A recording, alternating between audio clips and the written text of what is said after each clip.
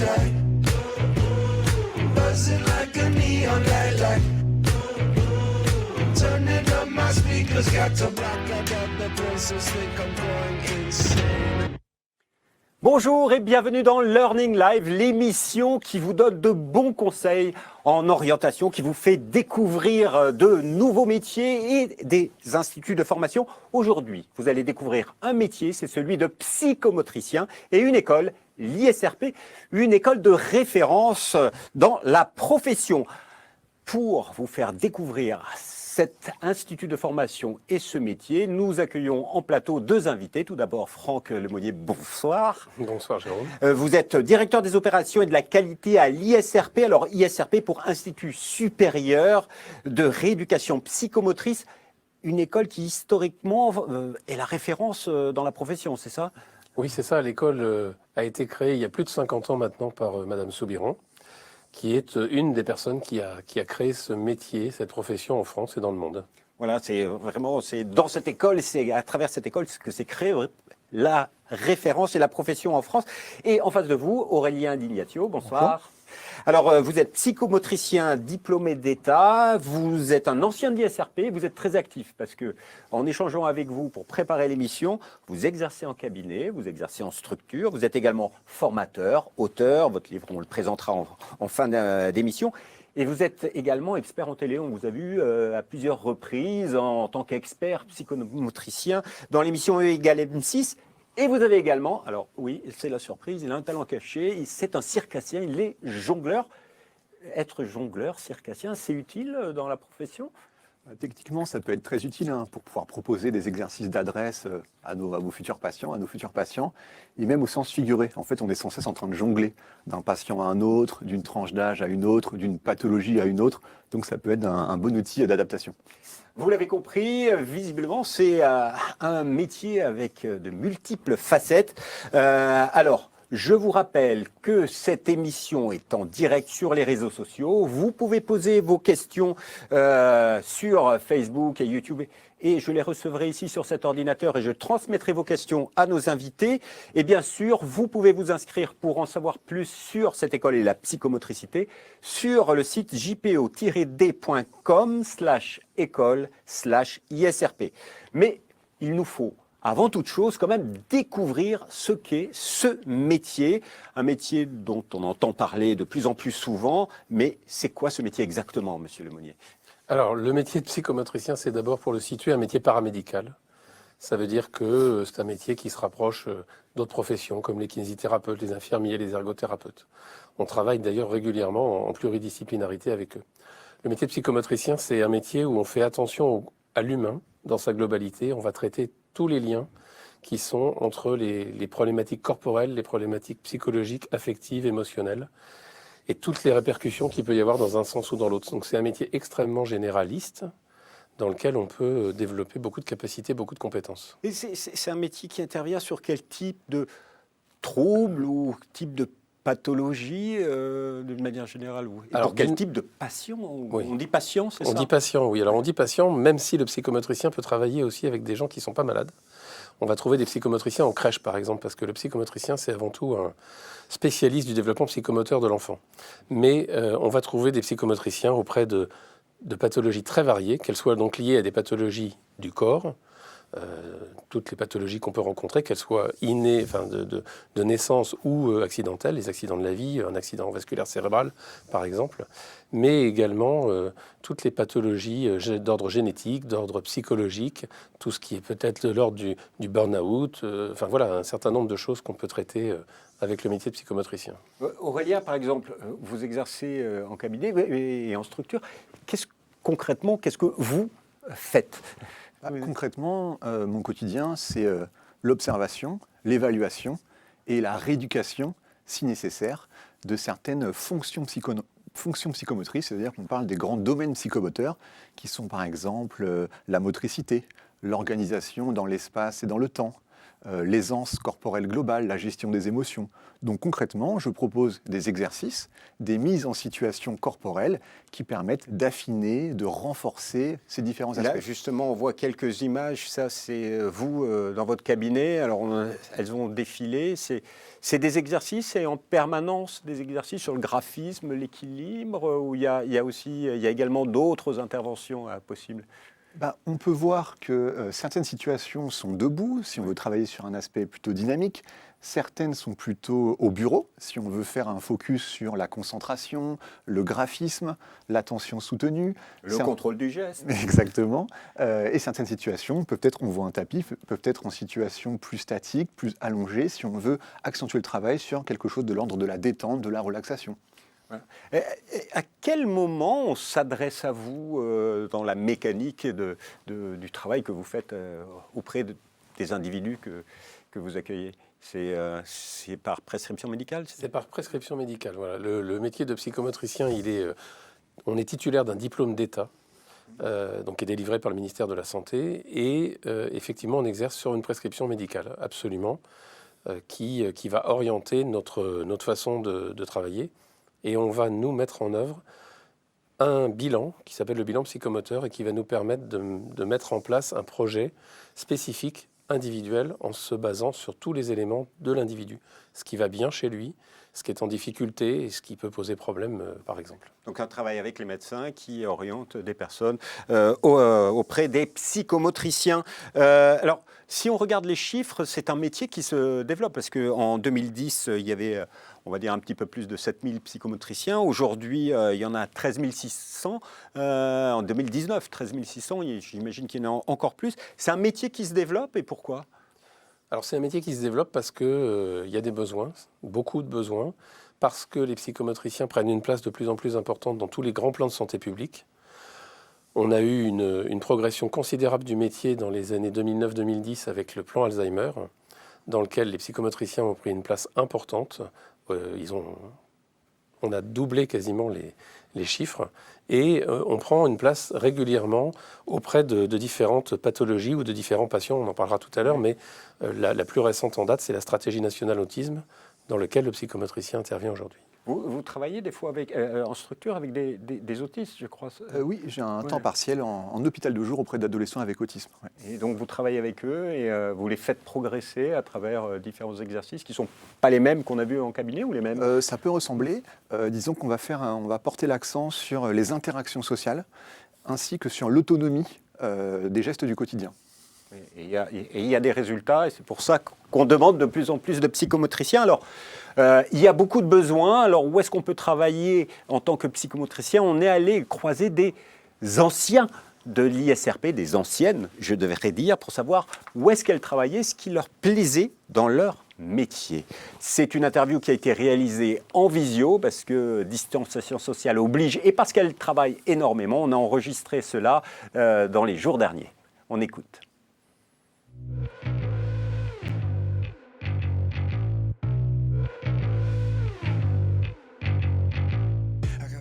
Alors, on a la chance pour les psychomotriciens, c'est qu'il y a énormément d'offres d'emploi. Donc, on a un peu le choix dans quelle population on veut travailler et on trouve facilement du travail. Donc, j'ai été diplômée en juin 2020. J'ai fait une petite pause de quelques mois et là, je viens de trouver mon premier travail qui est dans une structure médico-sociale. Donc, en fait, j'ai une double casquette dans un groupe de micro-crèches. Je suis psychomotricienne auprès des enfants, auprès des équipes et je suis aussi encadrante dans un poste un peu plus de direction. Aujourd'hui, je suis psychomotricienne en libéral.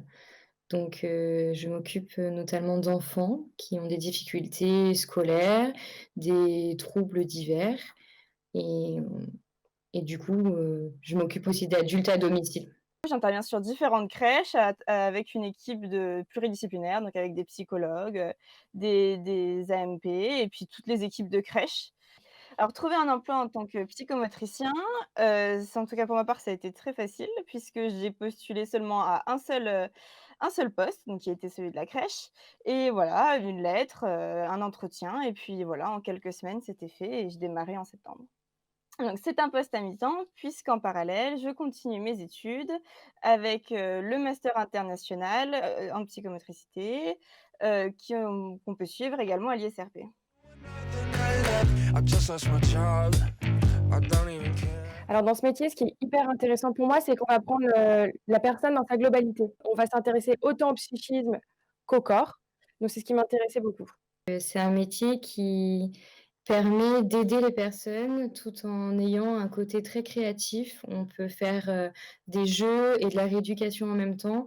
C'est très intéressant d'un point de vue personnel puisqu'on en apprend tous les jours. Ce que j'aime beaucoup dans ce métier-là, c'est la pluralité des tâches et la diversité des personnes avec qui je peux travailler. Je travaille autant avec des petits-enfants qui ont entre 2 mois et 3 ans qu'avec leurs parents, qu'avec les équipes. Alors, ce qui me plaît dans ce métier, c'est vraiment, la relation, à l'autre, à l'humain, où, dans un métier, on a le temps, on prend le temps, de connaître l'autre, de comprendre son fonctionnement et ce qu'on peut lui apporter. Voilà, c'est toujours des très jolies rencontres et il y a toujours quelque chose à en tirer, même si des fois c'est pas facile. Voilà un métier où il y a de l'humain, donne du sens à ce que l'on fait visiblement et dans lequel on travaille avec différents publics. Aurélien, vous, qu'est-ce qui vous plaît dans votre métier ? Personnellement, j'aime beaucoup le fait de pouvoir utiliser, lorsque c'est nécessaire, des outils standardisés, avec même des protocoles, sans que ça affecte à côté notre créativité et notre sensibilité propre, qui sera également support de la relation thérapeutique avec le patient. Il y a des questions qui arrivent, donc on va les prendre au fur et à mesure et on réservera un temps d'antenne vraiment à la fin pour répondre à toutes vos questions. Et là, il y avait une question assez technique. C'est à quoi correspondent exactement les médiations utilisées en psychomotricité ? Elles vont correspondre, enfin, avant toute chose, elles vont correspondre à notre patient. C'est-à-dire que c'est lié aux capacités qu'on aura vues, qu'on aura pu mettre en avant dans notre bilan psychomoteur, et puis surtout, elles vont aussi dépendre du psychomotricien. Là, on entendait dans les témoignages que c'est très créatif ce métier, et ça permet à chacun d'y mettre plus de choses de soi-même. Moi, je ne mettrais pas de jonglage. Mais Aurélien, Aurélien, lui, oui. vous avez peut-être un autre talent caché. Peut-être. Alors, mais c'est le secret professionnel. Juste, on a entendu crèche, on a entendu cabinet, on a entendu structure médico-sociale. C'est dans ces environnements-là, ces structures, où est-ce qu'on trouve techniquement des psychomotriciens ? Alors les psychomotriciens, on l'a dit tout à l'heure, ils ont un statut d'auxiliaire de la médecine. Donc ça veut dire qu'on les trouve dans toutes les structures médico-sociales. En France, c'est tout ce qui va gérer le handicap. On va les trouver à l'hôpital. Et on va les trouver dans des structures, qu'elles soient publiques ou privées. On va les trouver en cabinet libéral, on en a parlé tout à l'heure. Et ça permet de faire un petit point pour dire que on travaille à temps plein ou à temps partiel. Et on peut donc cumuler plusieurs temps dans des structures différentes. Là, on voit avec Aurélien qui travaille et en libéral et en structure, mais on peut avoir des gens qui travaillent chez les personnes âgées 3 jours dans la semaine et 2 jours dans la semaine auprès d'enfants handicapés, par exemple. Donc on a vraiment la possibilité aujourd'hui de choisir quelque chose qui peut nous plaire et d'évoluer. Il y en a qui sont entrepreneurs en libéral, comme vous, d'autres qui sont fonctionnaires quand ils sont dans un hôpital public, et d'autres qui sont sur des contrats privés. J'imagine la crèche, exemple, oui. Un réseau de crèches privées. Donc c'est des contrats privés. Alors, quand même, parce que pour les jeunes qui nous écoutent, il y a quand même une question. OK, on peut travailler, mais est-ce que ça recrute en ce moment ? Qu'est-ce qu'on peut leur dire ? Alors on peut leur dire que chaque année, quand on a la chance de pouvoir faire une remise des diplômes, on n'a pas pu le faire cette année pour les raisons qu'on connaît, on fait toujours une petite enquête à main levée. Et quand on demande aux étudiants quand est-ce qu'ils vont pouvoir travailler, ils disent déjà, je travaille déjà, j'ai mon contrat à signer demain, mais je travaille déjà.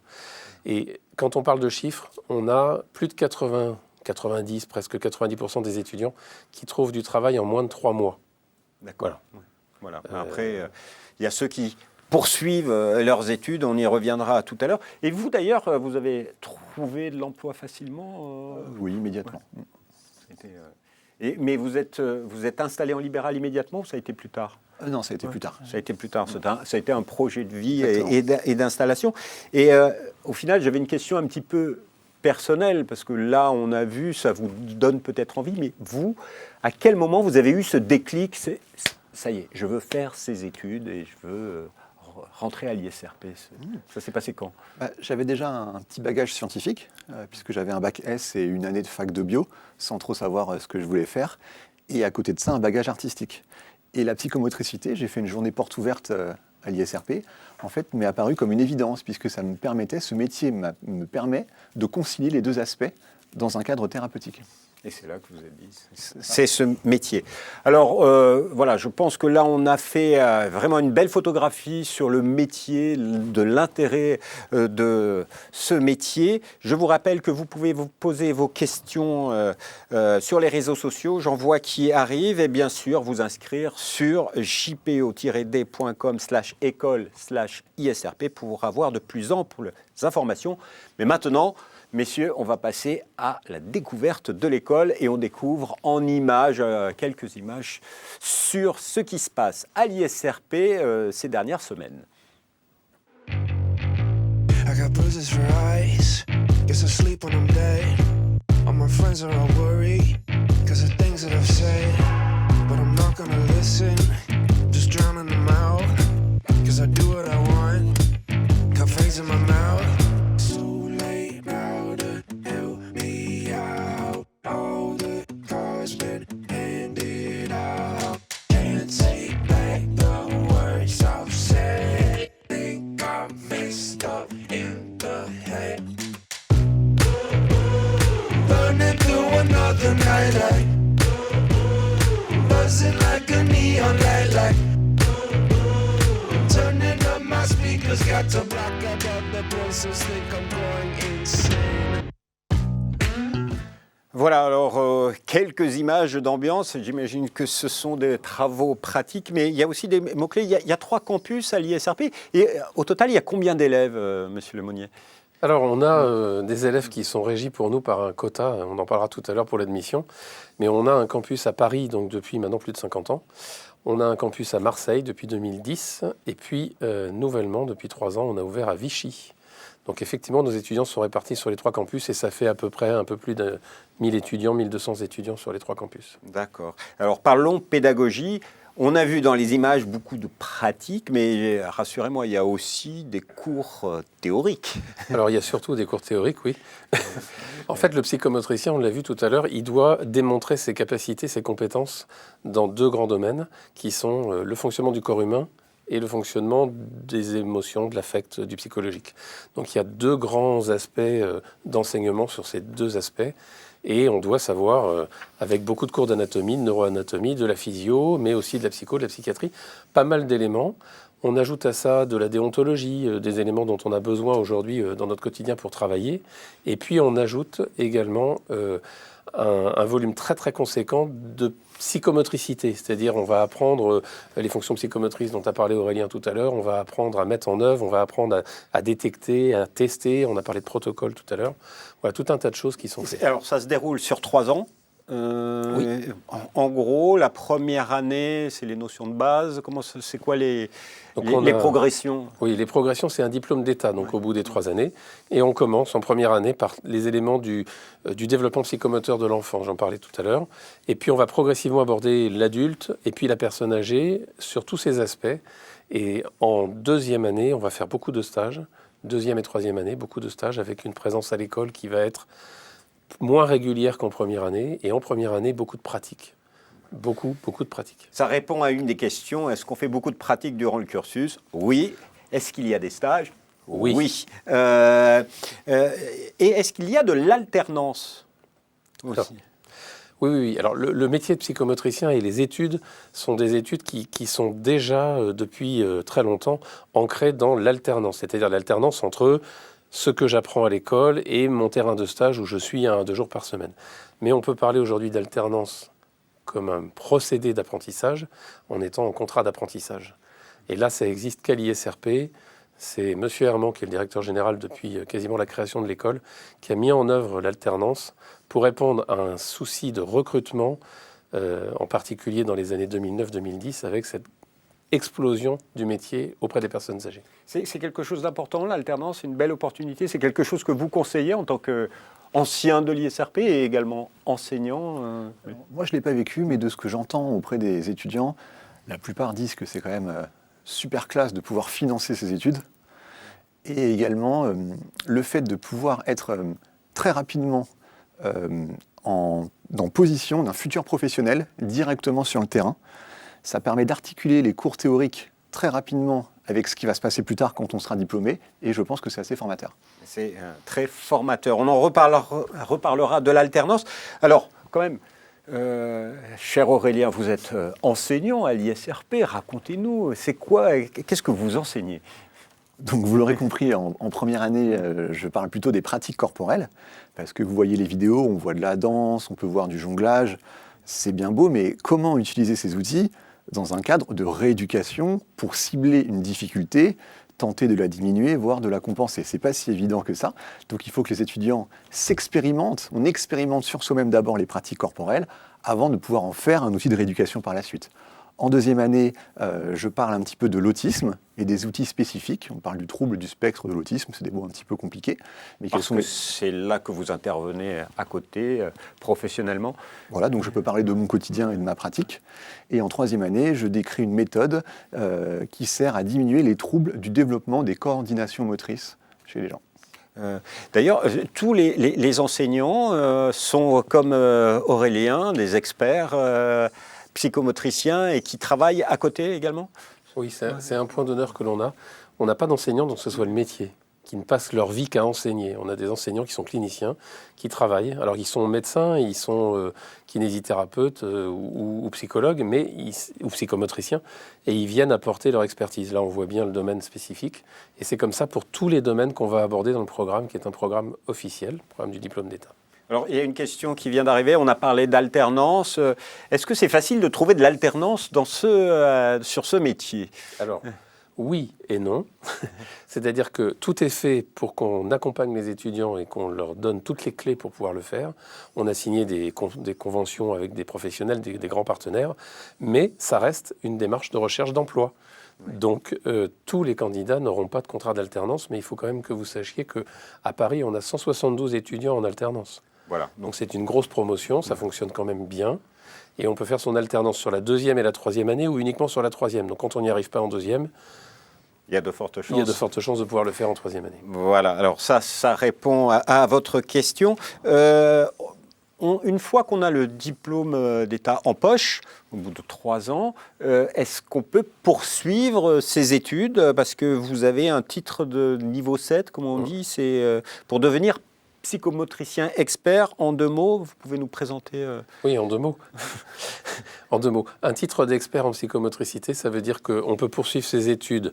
C'est ouvert uniquement aux psychomotriciens et ça permet de se former dans des domaines qui sont plus pointus, comme la recherche, l'enseignement ou bien le travail auprès des entreprises, par exemple, dans des domaines un peu plus spécifiques, avec un module qui permet donc d'avoir un titre enregistré au RNCP, un titre professionnalisant, qui donne des compétences supplémentaires, qui permet à des psychomotriciens de continuer à exercer leur métier, ça c'est important, mais en le complétant avec d'autres choses. Alors ils peuvent devenir responsables de service, ils peuvent devenir enseignants-chercheurs, donc avoir vraiment la possibilité de vivre du métier de chercheur et d'enseignants. Enfin voilà, il y a tout un tas de professions qui leur sont ouvertes. Et là, sur ce titre, vous travaillez aussi avec une université en Espagne. Exactement.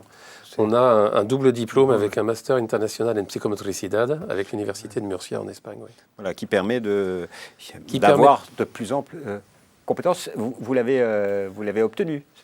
Oui. Vous êtes notre psychomotricien expert sur le plateau.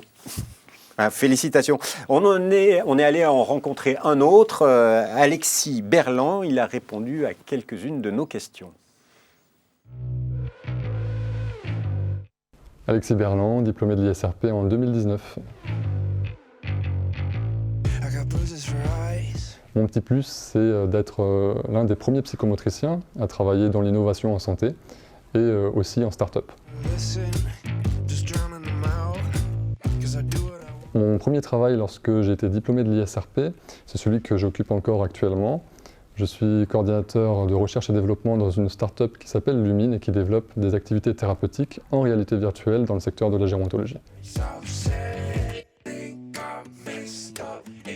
Ce qui me plaît dans ce métier, c'est de pouvoir transférer les connaissances que l'on acquiert dans le diplôme d'état de psychomotricien à d'autres domaines, donc en l'occurrence l'innovation en santé et l'entreprise, et de pouvoir faire de la recherche clinique et travailler avec des équipes soignantes de divers horizons.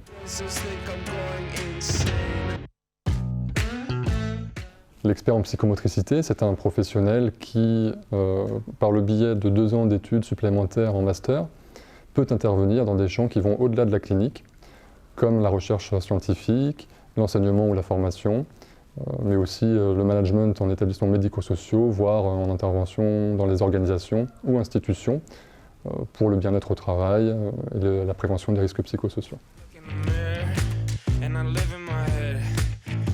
Pourquoi j'ai choisi l'ISRP ? En vérité, c'est plutôt l'ISRP qui m'a choisi lorsque j'ai obtenu mon concours à l'ISRP. Si je devais conseiller l'ISRP, ce serait pour la mise en place de projets extra-académiques. Pour ma part, j'ai participé aux Silver Awards de l'édition 2018, organisée par la Silver Valley. Si je devais donner un conseil aux jeunes qui veulent se lancer dans ce métier, ce serait de garder l'esprit ouvert, de aussi se documenter, parce que la psychomotricité, c'est une discipline qui est en lien avec beaucoup d'autres domaines.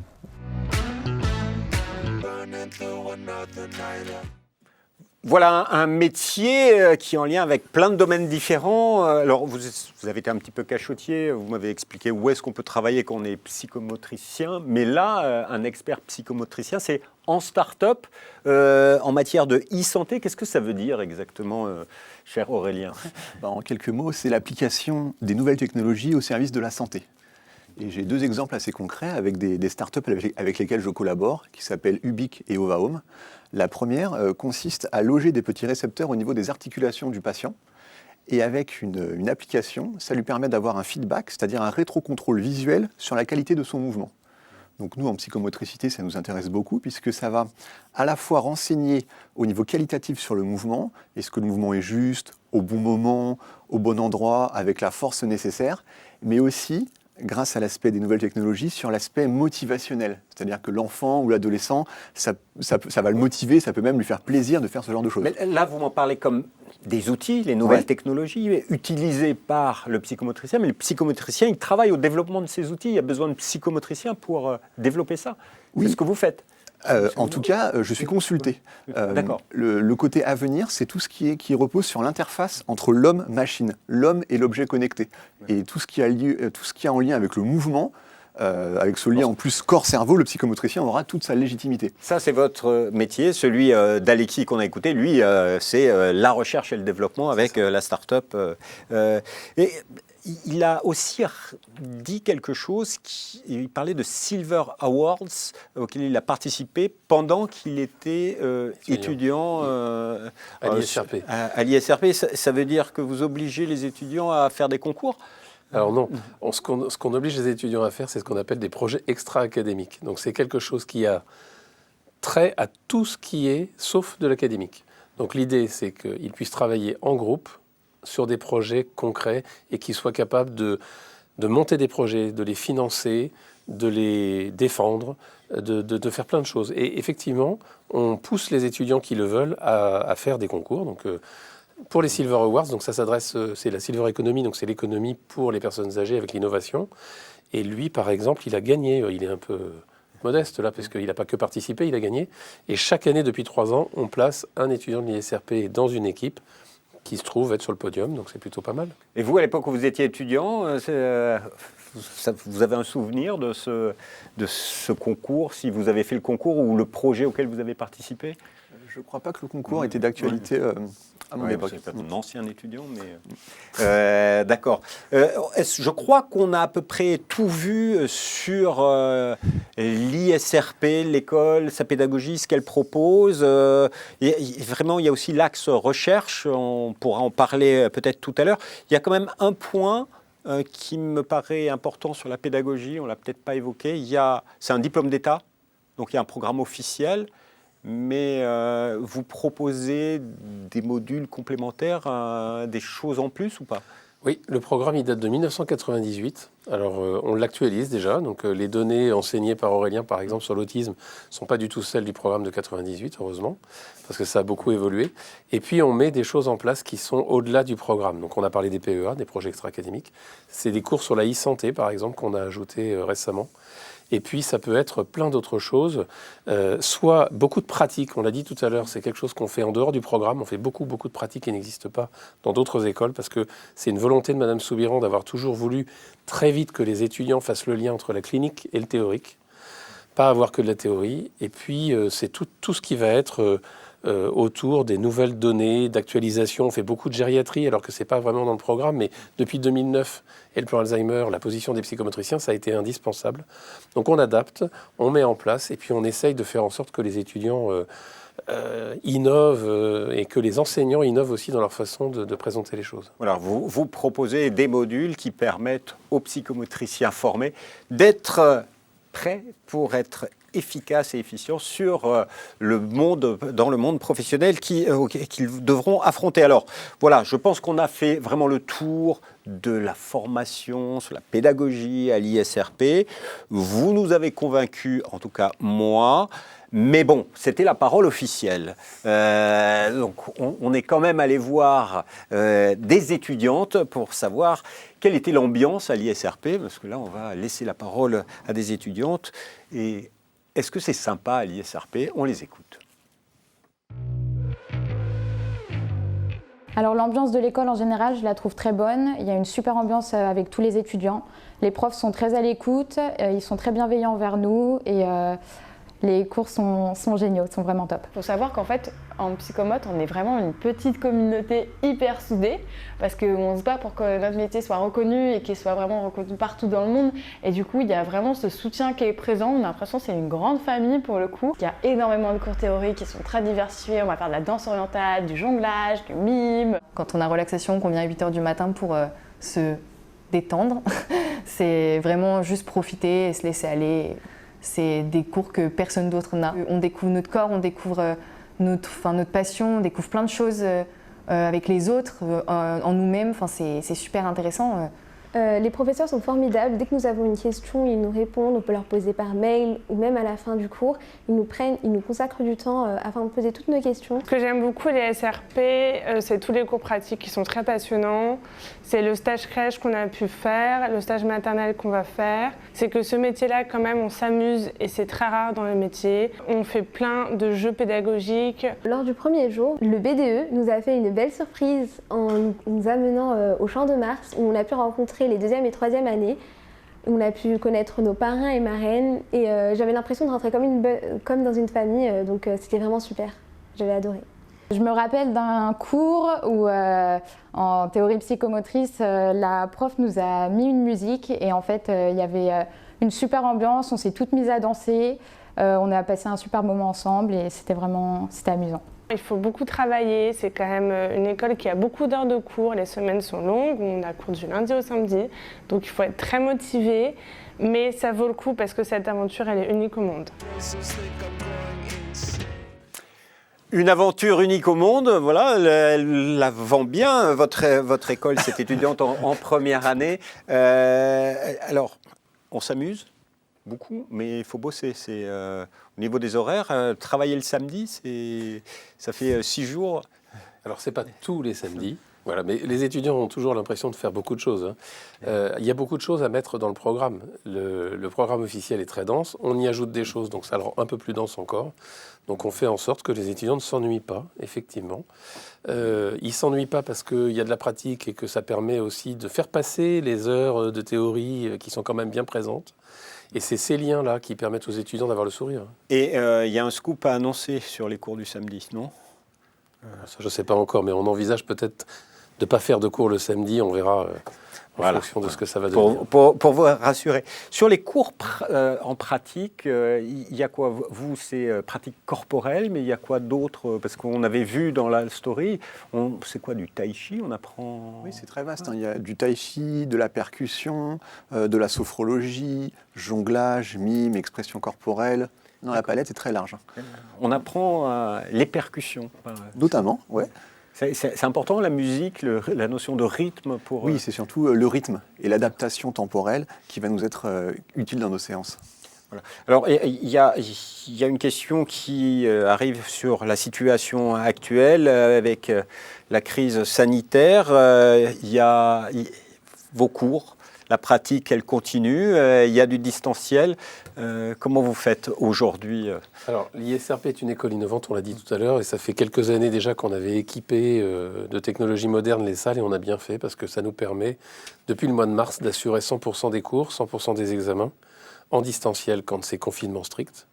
Et puis, fort heureusement pour nous, pour les étudiants et pour l'aspect psychologique de tout le monde, on les rencontre quand même sur le campus pour faire de la pratique. Comme ce sont des petits groupes, on peut faire ça dans des règles sanitaires tout à fait correctes. C'est masqué, il y a du gel, il y a des mesures d'hygiène, mais tout fonctionne. Donc les étudiants, aujourd'hui, ont des cours en distanciel et ils ont les cours pratiques en présentiel, ce qui permet quand même de garder un contact qui est important. Les étudiants, ils ont besoin de se sentir entre eux en promo, et puis on développe cette culture à l'ISRP d'être entre soi et de pouvoir s'ouvrir aux autres. Et pour ça, il faut l'expérimenter. Il y a beaucoup de demandes de la part des étudiants sur les questions qui peuvent se poser. Là, je pose la question à l'enseignant.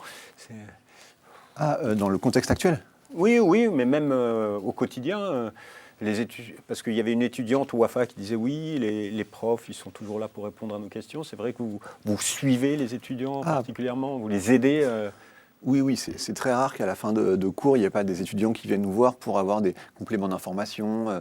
On traite les mails quotidiennement, des questionnements. On les accompagne aussi sur leur mémoire notamment et leur lieu de stage.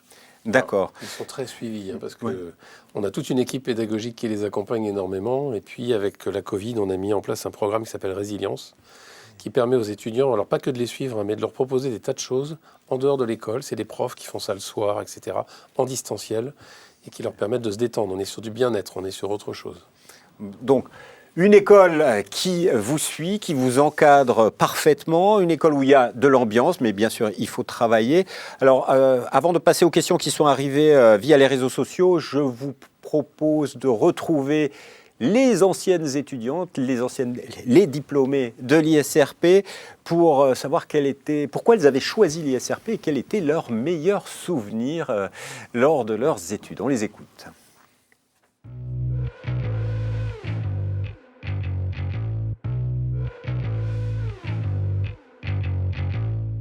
Je connaissais donc plusieurs personnes qui avaient fait des écoles différentes, et dans les échanges qu'on avait eus, je trouvais intéressant cette pluralité qui ressortait dans les enseignements et dans la rencontre des professionnels.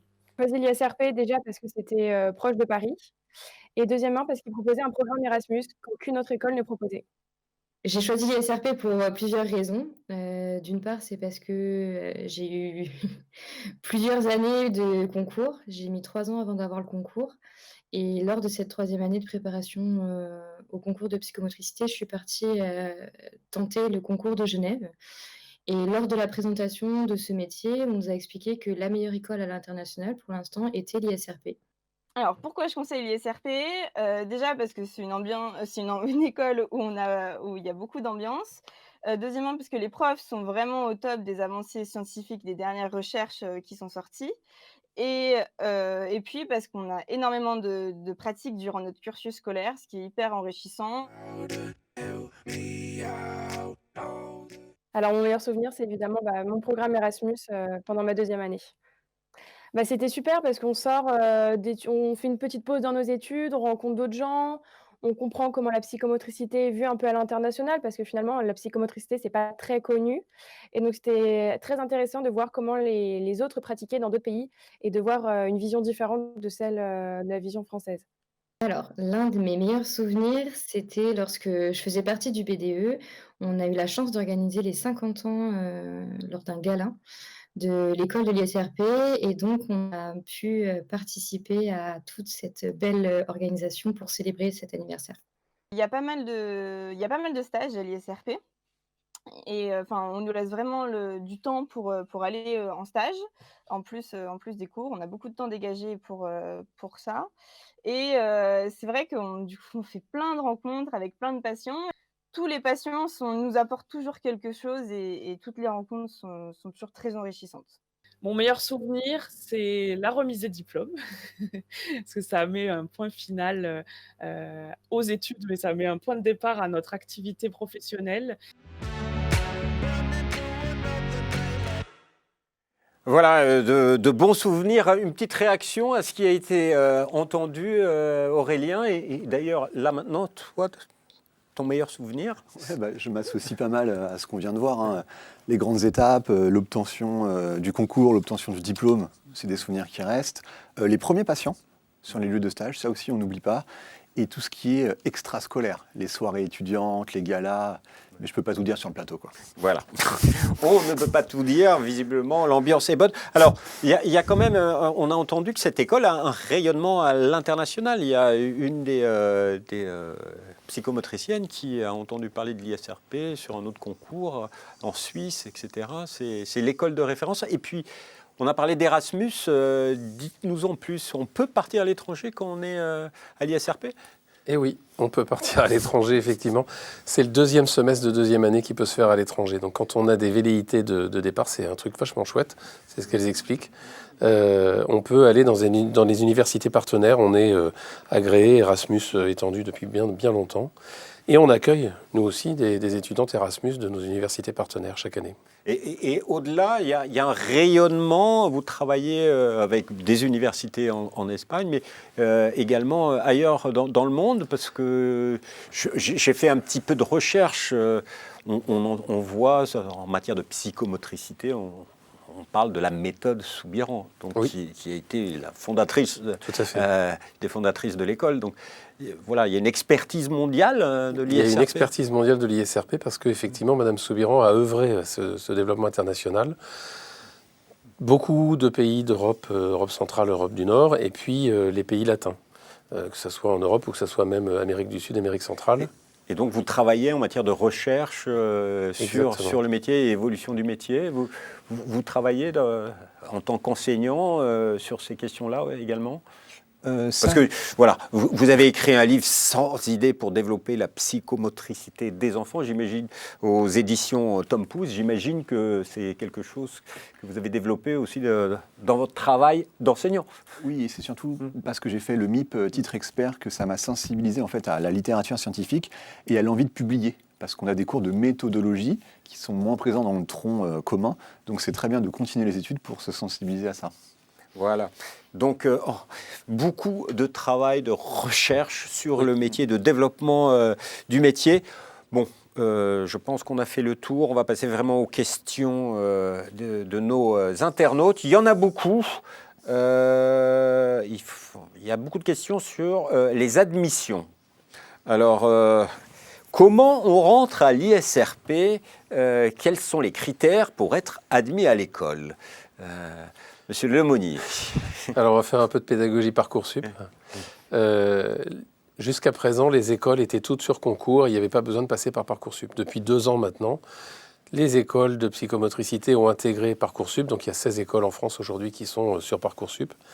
Et on s'inscrit sur Parcoursup. Donc ça, on peut le faire aujourd'hui jusqu'au 11 mars.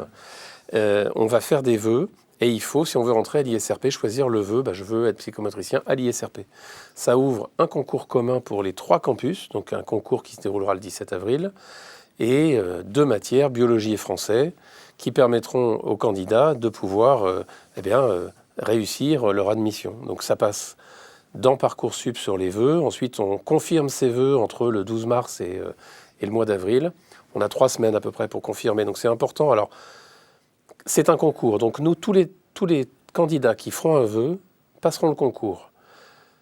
Néanmoins, il faut penser aux autres écoles. Il y a d'autres modalités d'admission. Ça peut être soit une étude du dossier Parcoursup, comme le font de nombreuses écoles, soit une présélection sur dossier et puis ensuite un oral. Donc adressez-vous directement aux écoles pour avoir toutes les informations. Tout est bien précisé sur Parcoursup.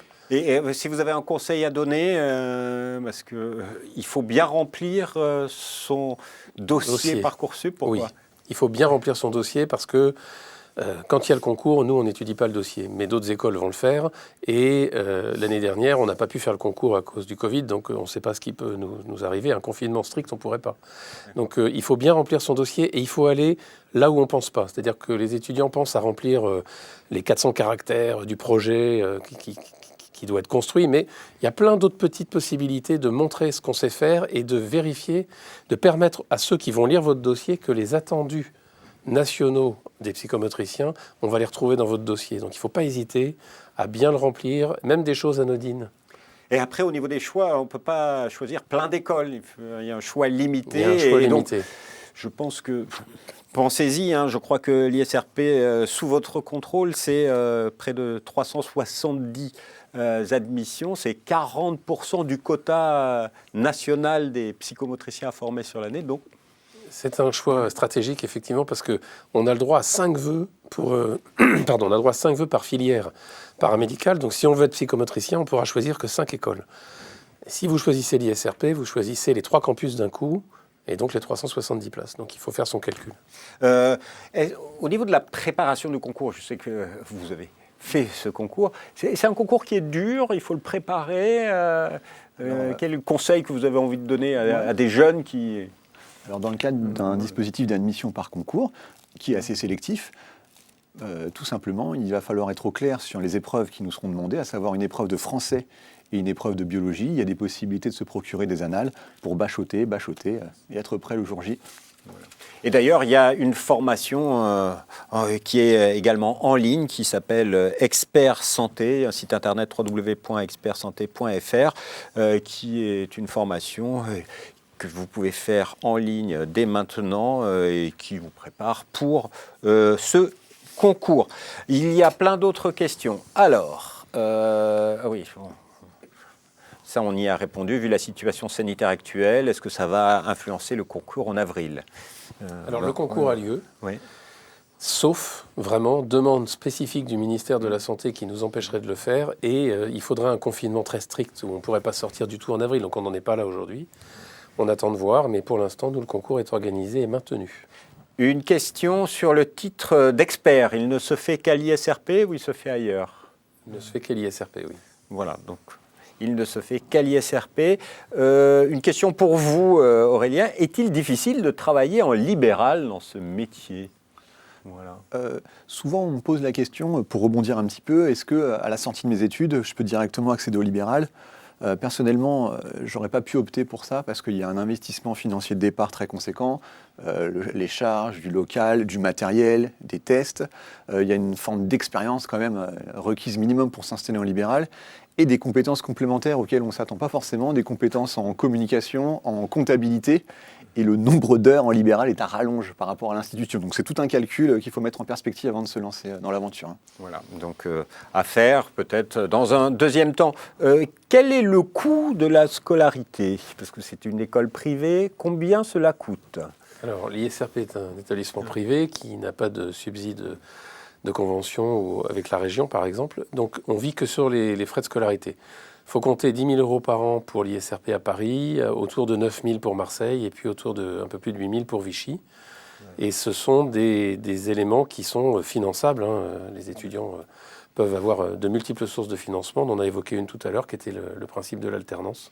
Oui, à partir de la deuxième année. Voilà, exactement. Je vous rappelle que si vous faites votre alternance, c'est l'établissement dans lequel vous avez trouvé le contrat qui finance vos études et en plus vous avez un salaire, donc peut-être avec un petit peu de chance, un petit pécule en sortie qui vous permettra de vous installer. Par exemple. Après, on a plein d'autres questions. Existe-t-il une bourse étudiant pour aider le financement de l'école ? Tout à fait. Alors j'allais y venir. Le financement, ça peut être un prêt étudiant, mais ça peut être aussi les bourses, puisqu'on a les bourses de la santé qui sont les mêmes que les bourses de l'éducation nationale et qui peuvent permettre aux étudiants de payer une partie de leur scolarité. Alors une question pour vous, Aurélien. Une fois diplômé, on peut travailler directement avec un type de trouble particulier ou doit-on faire une formation supplémentaire sur la pathologie concernée ? Question très précise. Non, mais, au niveau théorique, normalement, on a fait un beau panorama de tous les troubles et les pathologies qu'on est amené à rencontrer une fois diplômé. Ensuite, les lieux de stage, c'est sûr qu'un étudiant qui a eu l'habitude de travailler avec telle population sur son lieu de stage, il sera plus à l'aise une fois diplômé, mais techniquement, une fois qu'on a le diplôme, on peut travailler n'importe où. Voilà, c'est un diplôme généraliste. Un diplôme généraliste, et puis c'est vrai que les stages permettent, et il y en a énormément à l'ISRP, permettent de vous spécialiser, d'avoir une pratique régulière. Combien cela gagne un psychomotricien en sortie de diplôme, Aurélien? La fourchette est assez large. Je crois que Franck a les chiffres un peu plus officiels. Alors en fait, le métier de psychomotricien, il est sur les mêmes grilles de salaire dans les hôpitaux, par exemple, que les kinés ou les orthophonistes. On est cadre A de la fonction publique.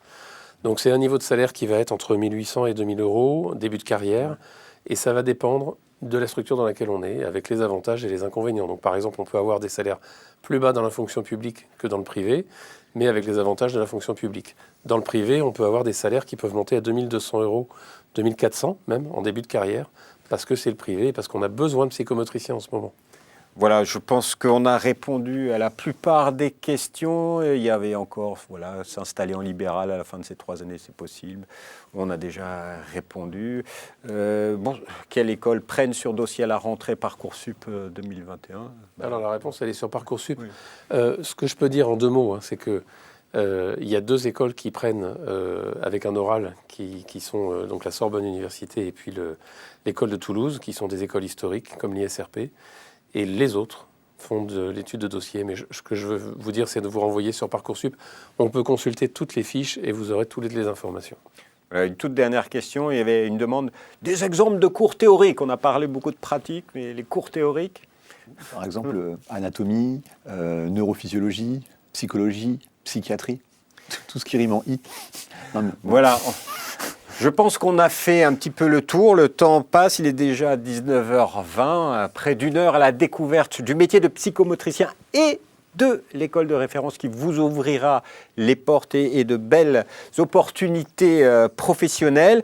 L'émission se termine. Merci à tous les deux pour vos témoignages, vos éclairages, pour nous avoir fait découvrir ce métier. Alors, si vous voulez en savoir plus sur l'école, le site internet c'est www.isrp.fr. Et bien sûr, si vous voulez que l'école vous envoie plein d'informations, vous pouvez également vous inscrire sur jpo-d.com/école/ISRP. Voilà, un petit focus sur les 100 idées pour développer la psychomotricité des enfants que vous avez coécrit avec Juliette Martin, j'imagine avec qui vous êtes en cabinet, c'est ça. Et aux éditions Tom Pouce. Voilà, c'est assez drôle et hyper pédagogique parce que moi j'ai découvert 2-3 techniques du métier. Merci beaucoup à Monsieur Lemonnier, merci à Aurélien et voilà, on se retrouve bientôt pour un nouveau Learning Live à la découverte d'un autre métier qui recrute et d'une autre école. Au revoir et à bientôt. Burning through another nightlight, buzzing like a neon nightlight. Turning up my speakers, got to block out all the voices, think I'm going insane.